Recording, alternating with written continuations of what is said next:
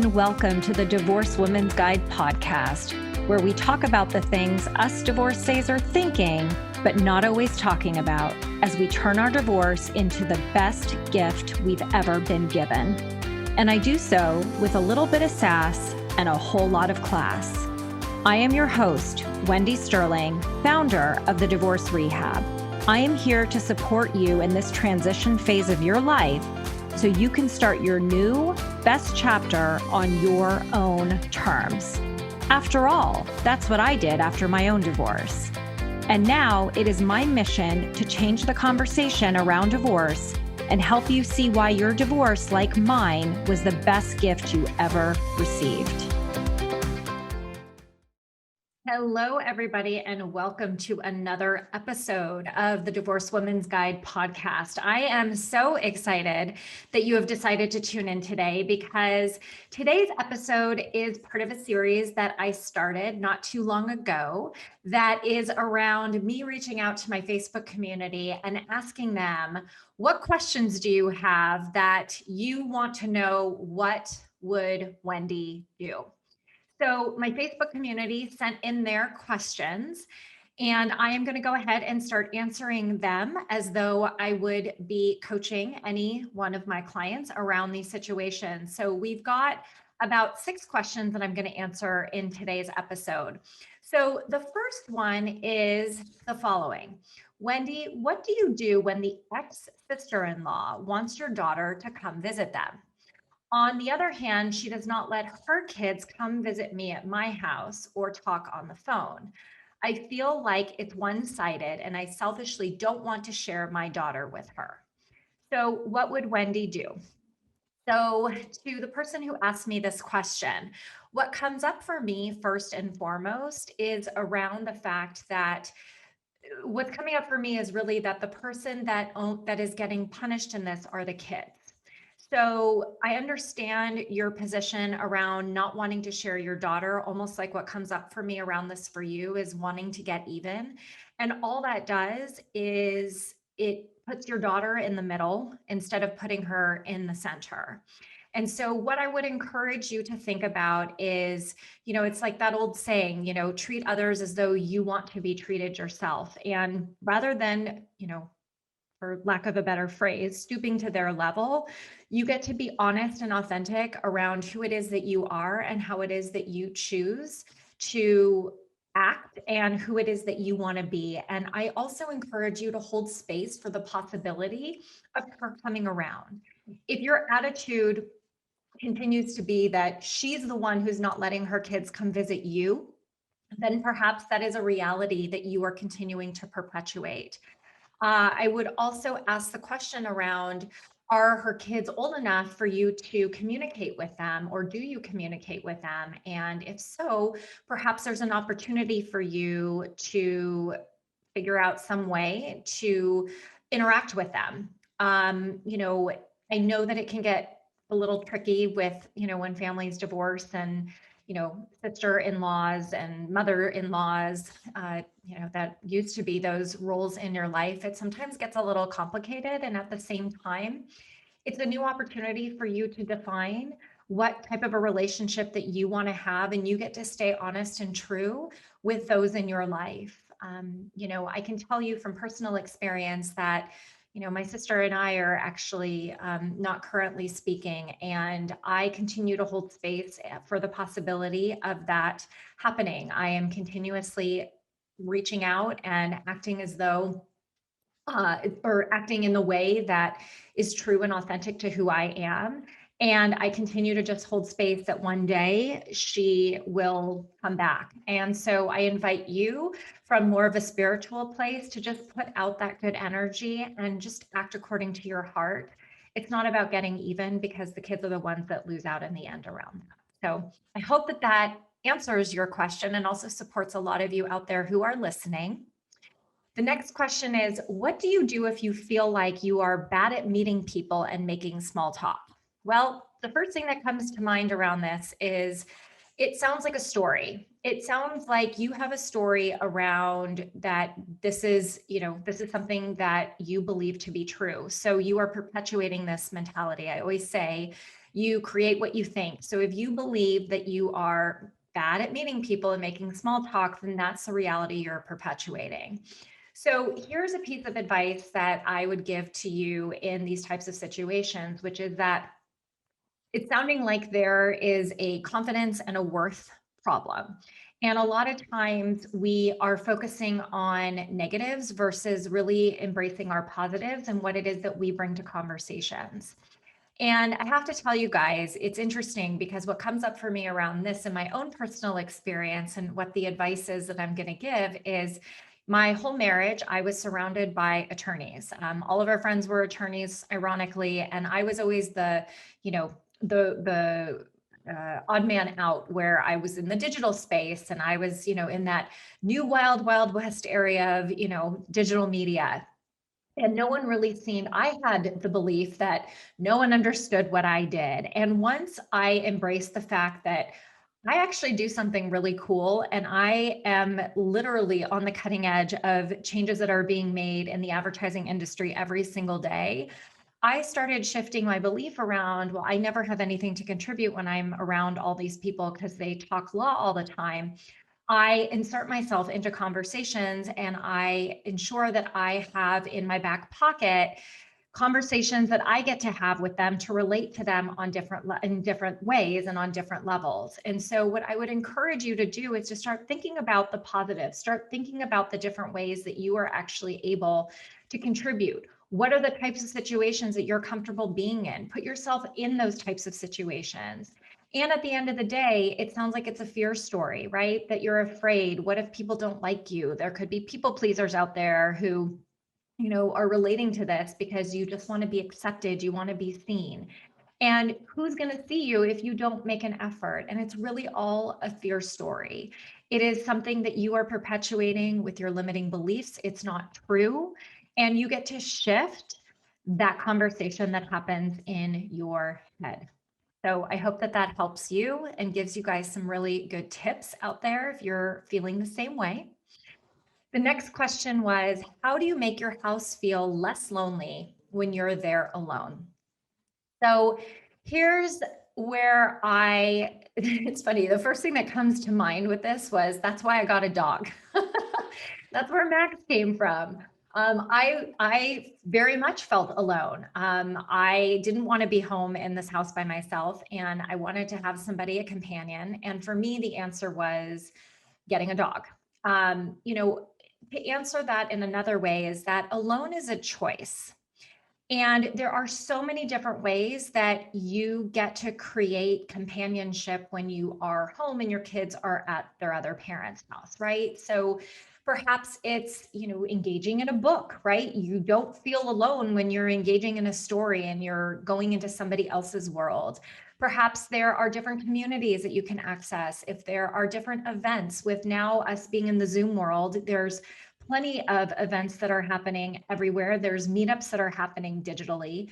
So alone is a choice. And what I also believe goes into your house feeling less lonely is one of the things that was really important to me was making my house really feel like mine, filling it with things that bring me joy and activities, right? Creating different ways that I get to engage with myself or with other people, whether that's through having an area that I go and I like to make phone calls in. I have this little bench area that I go sit in.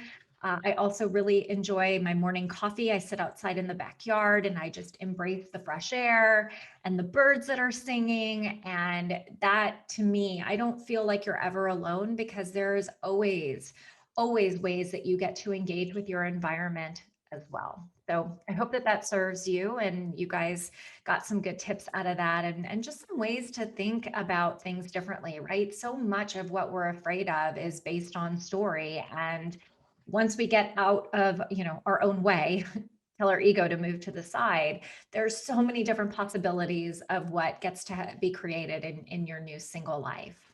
So the next question is, how much should I initiate communication with my kids when they're at their dad's? So here's a question that has a should, right? We should all over ourselves because we believe that there is a right and a wrong way. So what I'm hearing in this question is the need to be right when there is no right or wrong. It's everything is neutral. And I believe that you get to initiate communication with your kids when you feel like reaching out to them. Now, there definitely are some people out there who have judgments that have very specific information around communication. So always abide by whatever is in your judgment that is legally binding for you, first and foremost. And just secondly, I reach out to my kids when they're at their dad's, and sometimes I try to call them, sometimes I text them, they FaceTime me. And it's not consistent because their schedules are very different. And so I like to rely on when I'm feeling lonely, I reach out, and they also know that they get to reach out to me anytime they want. And when they feel like it. So I wouldn't necessarily put yourself into a right or wrong because there isn't. There's days where I talk to my kids a couple times a day, and then there's days where I don't talk to them at all. And again, it's not something to take personally. I would also question what's coming up for me is I would also question what your motive is. Is it truly that you miss them? Is it that you're afraid they're going to forget about you? Just get really clear on what your intention is around wanting to communicate with your children. And once you get clear with that, don't hold yourself back. You get to talk to your kids when and if they have time. And if they don't, they'll let you know. Trust that they will be communicative back to you. The next question is, what are some awesome affirmations that can go on my bathroom mirror? That's a really good one. I have so many good ones. I mean, I think it depends on what you're motivated by, right? So I have ones on my mirror that say things like, I have one that says that I am a bold, powerful, and authentic leader. Yes, I am. I have ones that say, abundance is easy. I have ones that say, I actually have some on my wall right here in my office. One says that I believe I have a right to be prosperous. I also write that my possibilities are endless. I also have affirmations that say that I am lovable, I am worthy, I create what I set my mind to. I think it just depends on where it is in your life that you are desiring that affirmation. Sometimes affirmations relate back to gratitude, right? So maybe if you have a gratitude practice, go back and look at what some of the things are that you have gratitude for and create affirmations around those. It's personal, you guys. Affirmations are something that, I can sit here and rattle off a list, but at the end of the day, there's no right or wrong way to write an affirmation. Sometimes they could just be declarations, ways that lift you up. That's what they're meant to be. They're meant to be inspiring. And what I find is that in order for an affirmation to really land within you, to resonate, you've got to truly believe and want it. It's something that you get to create for yourself, which is why I have, a lot of some of the affirmations. Like I have business related ones here in my office. In my bathroom, I have affirmations that are more about me as a person. I keep ones in my phone as well, depending upon the situation. If I need to reach out, if I need to open it for some support, I do that too. So I hope that is really helpful. Affirmations sometimes can make people a little uncomfortable, but it doesn't have to be that complicated. So hopefully that supports you. And then the last question for today is, how do you learn to feel confident in your decisions when they have been questioned by your spouse for so many years? Whew, that's a good one. So what I believe is at the foundation of this question is it has a lot to do with, your confidence relates back to your self-worth. And in order for us to start creating relationships with our spouses, our ex-spouses, our co-parents, is really, I believe that the confidence begins in setting boundaries. And as a lot of you know, that is my jam. I call myself the boundary setting badass because it's really something I've been able to perfect, because when I was married, I had no boundaries. I didn't know where I ended and my now ex-husband started. We were the same human being. What he felt, I felt. When he saw happy, I saw happy. And so what I have found in being confident in a lot of the decisions that I make is I I ensure that I know what my boundaries are around those decisions, right? And standing confident in that. In addition to that, that's also where values work comes into play. And values are also another element that help us to set boundaries in our life. So your values are things that you believe you can't live without, that are really just a part of your soul.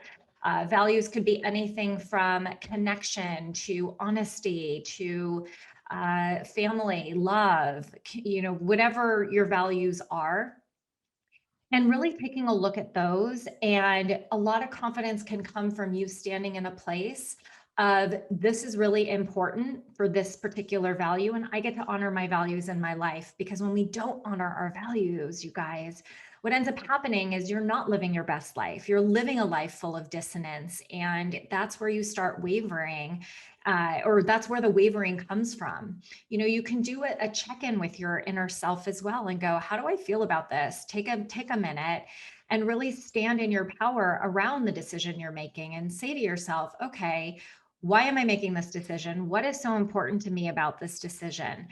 Is there another option? Is there another possibility that perhaps could create some sort of compromise where I still feel like I'm honoring my values?